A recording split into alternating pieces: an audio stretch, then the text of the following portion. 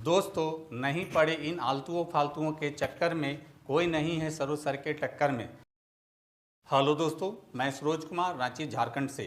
मेरे YouTube channel spelling master में आपका स्वागत है। दोस्तों, आज मैं आपको दिस, दैट, दीज, दोज का प्रयोग के बारे में बताने जा रहा हूँ।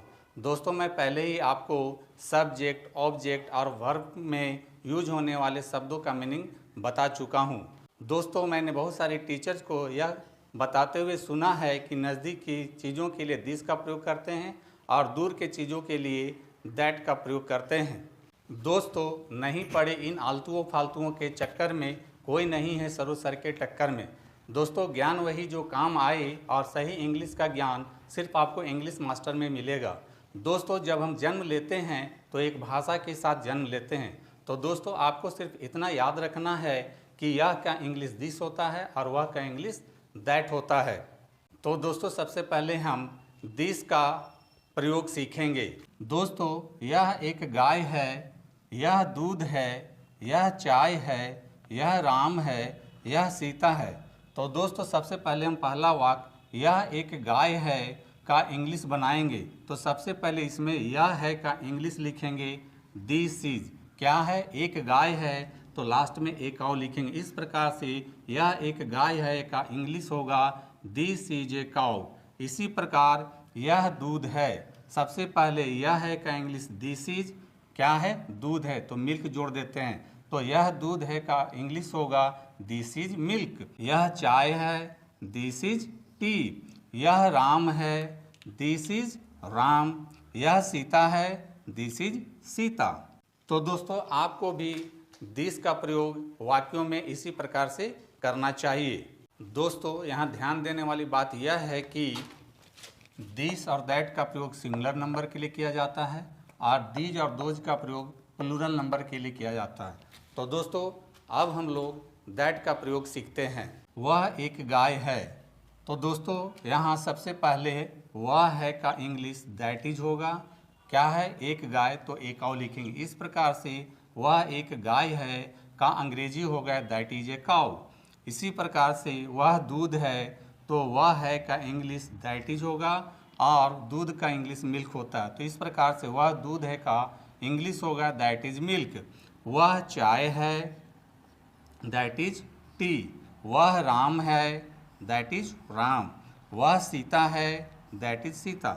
इस प्रकार से आपको भी दैट का प्रयोग करना चाहिए। दोस्तों, अब हम दिज का प्रयोग सीखेंगे। दोस्तों, दिस का मतलब यह होता है और यह सिंगुलर नंबर होता है। इसी का प्लूरल दिज होता है, जिसका अर्थ होता है ये या ये सब। तो दोस्तों, अब हम दिज का प्रयोग सीखेंगे। ये लड़के हैं, ये लड़कियां हैं, ये किताबें पुरानी हैं, ये लड़के चोर हैं, ये गायें काली हैं। ये सभी प्लूरल नंबर के वाक्य हैं। तो दोस्तों, सबसे पहले पहला वाक्य ये लड़के हैं लेते हैं और इसमें ये हैं का इंग्लिश दीज आर होगा।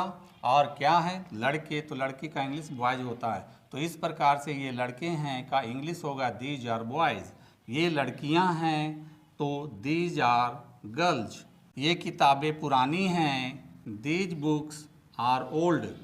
ये लड़के चोर हैं, दीज बॉयज आर थीव्स। ये गायें काली हैं, दीज काउज आर ब्लैक। तो दोस्तों, आपको भी दीज का प्रयोग वाक्यों में इसी प्रकार से करना चाहिए। दोस्तों, अब हम लोग दोज का प्रयोग सीखेंगे।